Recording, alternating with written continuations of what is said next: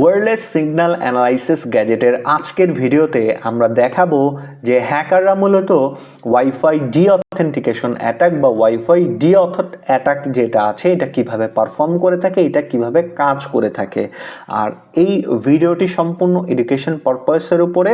আপনারা যারা এই ভিডিও দেখে শিখবেন অবশ্যই আপনাদের পার্সোনাল ওয়াইফাই রাউটার বা যেই রাউটারের উপরে আপনার পারমিশন আছে, অথরাইজ পারমিশন আছে, সেই রাউটারে শুধুমাত্র টেস্ট করবেন। অন্য কোনো রাউটারে যদি আপনি টেস্ট করেন এর রেসপন্সিবিলিটি সম্পূর্ণ আপনার নিতে হবে। তো এখন আসি ওয়াইফাই ডিঅথেন্টিকেশন অ্যাটাকটা কি। আপনারা এই অ্যাটাকটাকেই মূলত ওয়াইফাই জ্যামিং অ্যাটাক সম্পর্কে জানেন। আসলে এটা কিন্তু ওয়াইফাই জ্যামিং অ্যাটাক না। আমরা আগের ভিডিওতে ওয়াইফাই জ্যামিং নিয়ে আপনাদের ভিডিও দেখাইছি, যেখানে যখন আমরা জ্যাম করতাম সিগন্যালগুলো সব চলে যেত বা গায়েব হয়ে যেত। আর এইখানে সিগন্যালগুলো চলে যাবে না, এখানে যেই রাউটারটাকে আপনি সিলেক্ট করবেন শুধুমাত্র ওই রাউটারটাকে ওই রাউটারের মধ্যে যেগুলো কানেক্টেড ডিভাইস থাকবে ওই ডিভাইসগুলোকে ডিসকানেক্ট করবে। তো এইটার ফাংশনগুলো আপনি কোথায় পাবেন? জাস্ট আপনি স্ক্রল ডাউন করে এই যে ডিঅথ অ্যাটাক নামের যে বাটনটা আপনারা পাবেন এখানে ক্লিক করবেন। এখানে ক্লিক করলে জাস্ট স্ক্যানিংয়ে ক্লিক করবেন। স্ক্যান নেটওয়ার্কসে ক্লিক করলে আপনার আশেপাশে যত ওয়াইফাই আছে এই যে দেখেন সবগুলো ওয়াইফাইয়ের লিস্ট আপনার এখানে চলে আসছে। আপনি চাইলে একটা ওয়াইফাই সিলেক্ট করতে পারবেন, আপনি চাইলে মাল্টি ওয়াইফাই সিলেক্ট করতে পারবেন। তো এখন আমি যদি আমার ওয়াইফাই এখানে যাই তো দেখেন আমি আমার এটা কিন্তু 5Gতে কাজ করবে না, আমি 5Gটা ফরগেট করে দিচ্ছি। তো এইখানে দেখতে পাচ্ছেন আমি টিপি লিঙ্কের 3597 ওয়াইফাইতে কানেক্টেড হলাম। তো ইজিলি কিন্তু আমি এটা কিন্তু ব্যবহার করতে পারছি। তো যখন আমরা ডিঅথেন্টিকেশন একটা পারফর্ম করব তখন কিন্তু আমি এই রাউটারের সাথে কানেক্টেড হতে গেলে আমাকে বারে বারে ডিসকানেক্ট করে দিবে বা আমি কানেক্টেডই হতে পারবো না। আর এই যে দেখতে পাচ্ছেন টিপি লিঙ্কের আর একটা যে সিগন্যাল ছিল এই যে এইটার সাথেও কিন্তু আমি ইজিলি কানেক্টেড হতে পারছি, আমার কিন্তু কোনো বাধা এখানে আসে নাই। যখন আমরা ডিঅথেন্টিকেশন অ্যাটাকটা পারফর্ম করব তখন কিন্তু আমরা ইজিলি কোনো রাউটারের সাথে যেই রাউটারগুলোকে সিলেক্ট করা হয়েছে ওই রাউটারগুলোতে কানেক্টেড হতে পারবো না। তো এটা কিভাবে কাজ করে আমি এখন প্র্যাকটিক্যালি আপনাদের দেখাচ্ছি। আমরা আবার আমাদের টুলে চলে যাচ্ছি। তো এইখান থেকে আমরা যে অ্যাটাকটা আছে এখানে গেলাম, নেটওয়ার্ক সিলেক্ট স্ক্যান করলাম। তো স্ক্যান করার পরে আমরা এই যে এটা আপনি চাইলে একটা রাউটার সিলেক্ট করতে পারবেন, আপনি চাইলে মাল্টি রাউটারও সিলেক্ট করতে পারবেন। যেহেতু আমার এখানে দুইটা রাউটার কানেক্টেড আছে আমি দুইটা সিলেক্ট করলাম। আর এইটার সব থেকে মজার ফিচার হচ্ছে কোনো রাউটারের পাসওয়ার্ড জানা লাগে না।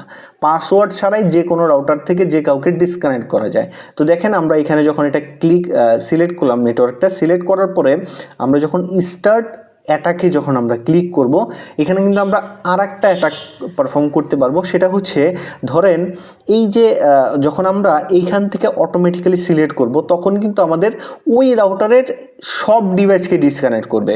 বাট আমরা চাইলে ওই রাউটারের ভিতরে যে কোনো একটা ডিভাইসকেও ডিসকানেক্ট করতে পারবো, সেটা আমরা পরবর্তী ভিডিওতে আপনাদের দেখাবো। তো আমি আজকে এইটাই দেখাচ্ছি ডিঅথ অ্যাটাকটা। তো আমরা দুইটা রাউটার সিলেক্ট করলাম, সিলেক্ট করে আমরা স্টার্ট অ্যাটাকে যখন আমরা ক্লিক করব তো ক্লিক করলে আমরা যদি এখন ওই সিগন্যালগুলোতে কানেক্টেড হতে চাই, দেখেন এখন আমি যদি এইটার মধ্যে কানেক্টেড হতে চাই আমাকে কানেক্টেড হতে দিচ্ছে না। এই যে দেখেন দুইটা রাউটারেই যদি আমি কানেক্টেড হতে গেলে ডিসকানেক্ট করে দিচ্ছে। এইটাকেই মূলত ডিঅথেন্টিকেশন অ্যাটাক বা ডিঅথ অ্যাটাক বলে।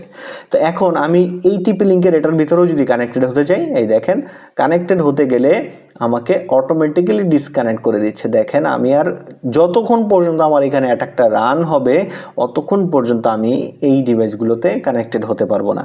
দেখেন যতবারই কানেক্টেড হতে যাই আমার ফোন দিয়ে ডিসকানেক্ট হয়ে যাচ্ছে।